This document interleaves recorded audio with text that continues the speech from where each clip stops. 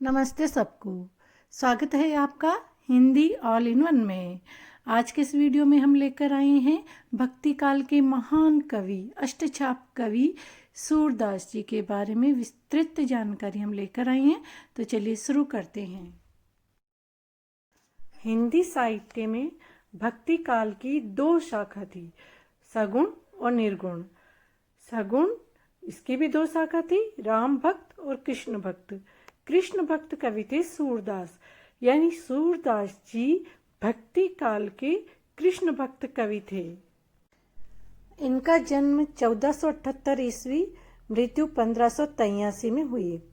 आचार्य रामचंद्र शुक्ल के अनुसार इनका जन्म 1540 विक्रम संवत और निधन 1620 विक्रम संवत को हुआ। इनका जन्म स्थान आगरा और मथुरा के बीच स्थित रुणुक्ता गांव माना जाता है। कुछ विद्वान दिल्ली के निकट सिही ग्राम को इनकी जन्मस्थली मानते हैं।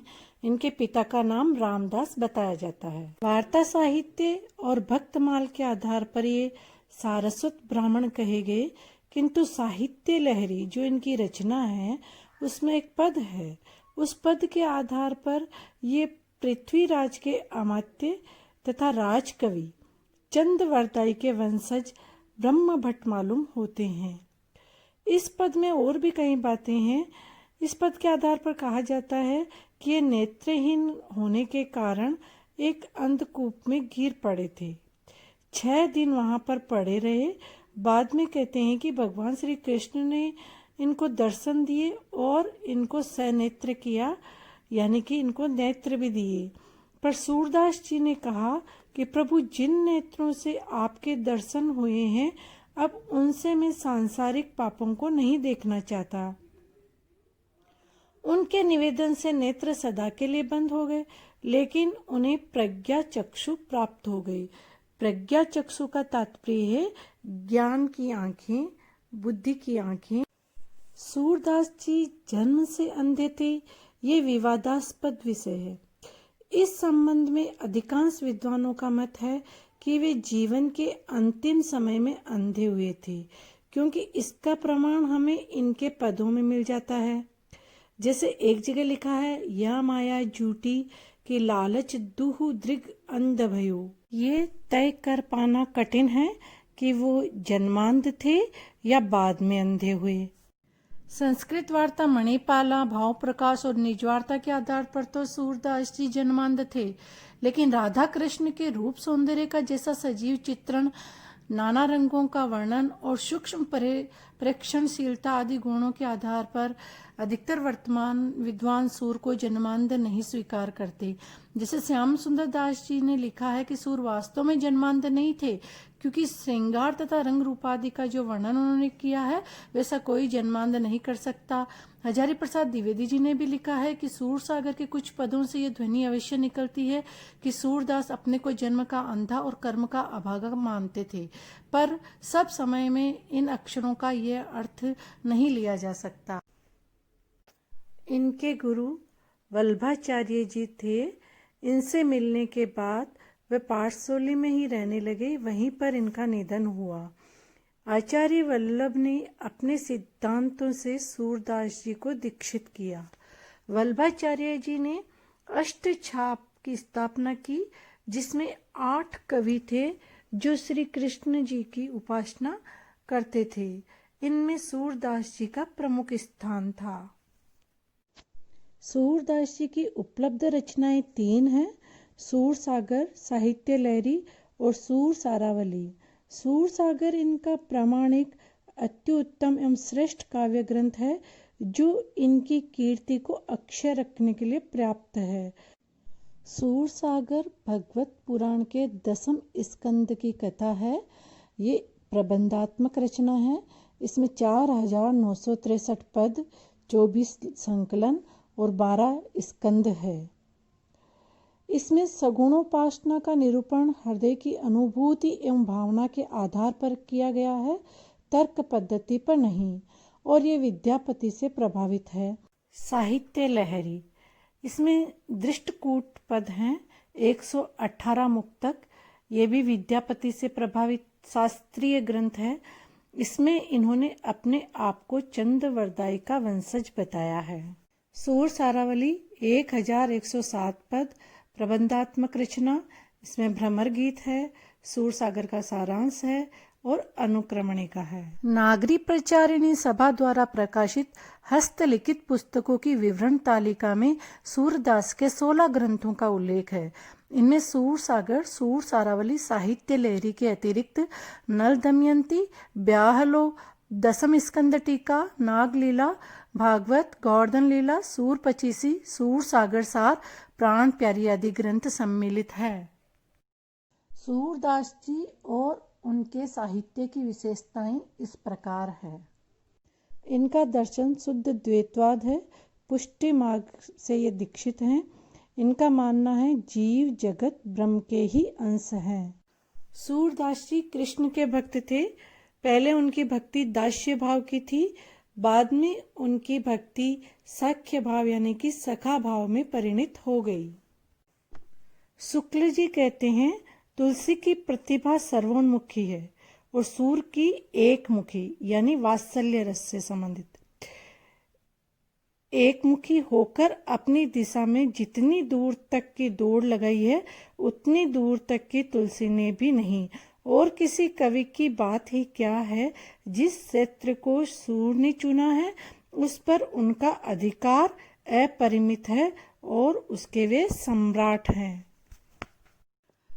बाल लीला वर्णन।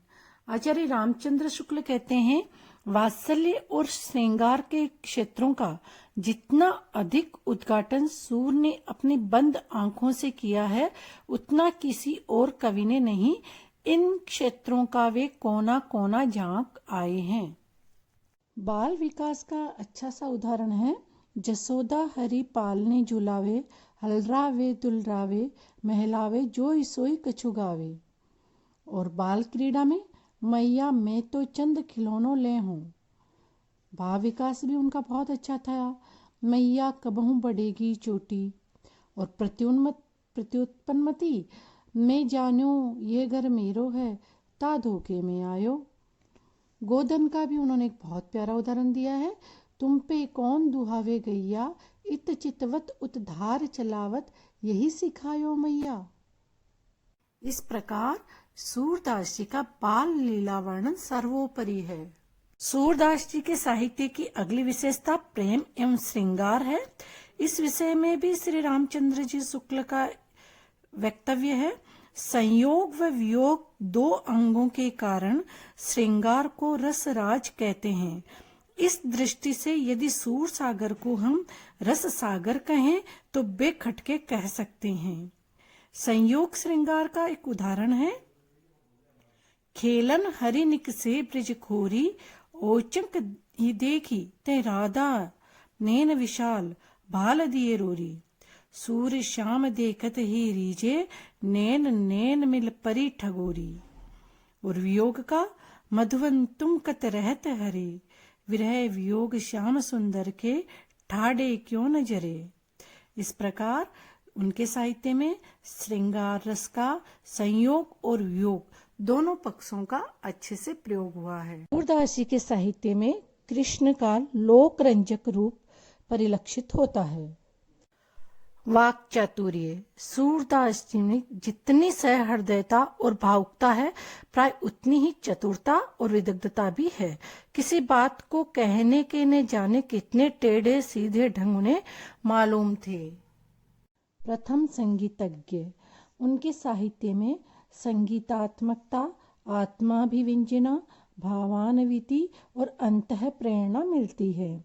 जैसे हमारे निर्धन के धन राम, चोरन लेत घटत नहीं कबहू, आवत गाढ़े काम, जल नहीं बूढ़त अग्नि नहीं दाहत, है ऐसा हरिनाम, वैकुंठनाथ सकल सुखदाता, सूरदास सुखधाम। प्रकृति चित्रण। प्रकृति उनके साहित्य में आलंबन रूप में रही है। मधुवन तुम कत रहत हरे, विरह वियोग श्याम सुंदर के ठाडे क्यों न जरे। अलंकार। सूर सागर सांग रूपकों का भंडार है। उनके काव्य में रूपक जहाँ तहाँ देखने को मिल जाता है, जैसे मैया मैं तो चंद खिलौनों ले हूँ। हजारी प्रसाद द्विवेदी जी ने कहा है, सूरदास जब अपने प्रिय विषय का वर्णन करते हैं तो मानो अलंकार शास्त्र उनके पीछे पीछे दौड़ा करता है। उनके साहित्य में अलंकार कहीं से भी थोपे हुए नहीं लगते। जैसा उनका भाव पक्ष है वैसा ही उनका कला पक्ष है। वे पहले भक्त थे, फिर कवि, भाव जगत के सम्राट थे। अतः अलंकार केवल भावाभिव्यक्ति के लिए प्रयुक्त हुआ है। रूपक, श्लेष, उपमा अलंकार मुख्यतः है। भाषा, सूरदास जी की भाषा मुख्यतः ब्रज है। ब्रज भाषा में माधुर्य और मधुर भाषा है। कृष्ण भक्त कवियों में कृष्ण के रूप माधुर्य और मधुर लालिमा को व्यक्त करने के लिए जिस कोमलकांत पदावली का प्रयोग किया, उसके सामने ब्रज के अलावा विश्व की सभी भाषाओं की कोमलता फीकी लगती है। सूरदास जी की मुख्यतः ब्रज भाषा के साथ संस्कृत शब्दावली का प्रयोग भी हुआ है। सूरदास जी के सामने भाषा लाचार नहीं है, बल्कि सहचरी है, शब्द उनके सखा है। उनकी भाषा में भावात्मकता, विवरणात्मकता, चमत्कार प्रदान और साहित्यिक ब्रज है। साथ ही अन्य भाषाओं के शब्द भी है। रस, वात्सल्य, श्रृंगार और शांत। छंद, दोहा, चौपाई, रोला, छपय, कवित, सवैया। अधिकांश रचनाएं छंदबद्ध न होकर पदबद्ध है। इसके अतिरिक्त इनके साहित्य की विशेषताएं हैं युगलोपासना, ज्ञान का खंडन, भगवत अनुग्रह, सत्संग एवं गुरु महिमा। इस तरह इस वीडियो में हमने सूरदास जी के जीवन परिचय, उनकी रचनाएं, उनके गुरु, उनके दर्शन, उनकी भक्ति और उनके साहित्य की काव्यगत विशेषताओं के बारे में जाना, जिनमें भाव पक्ष एवं कला पक्ष दोनों की विस्तृत जानकारी दी गई। आपको ये वीडियो कैसा लगा कमेंट बॉक्स में बताइएगा। और भी किसी लेखक या कवि की या हिंदी में किसी भी विषय पर आपको जानकारी चाहिए तो आप कमेंट बॉक्स में लिख सकते हैं। आपने वीडियो देखा इसके लिए धन्यवाद।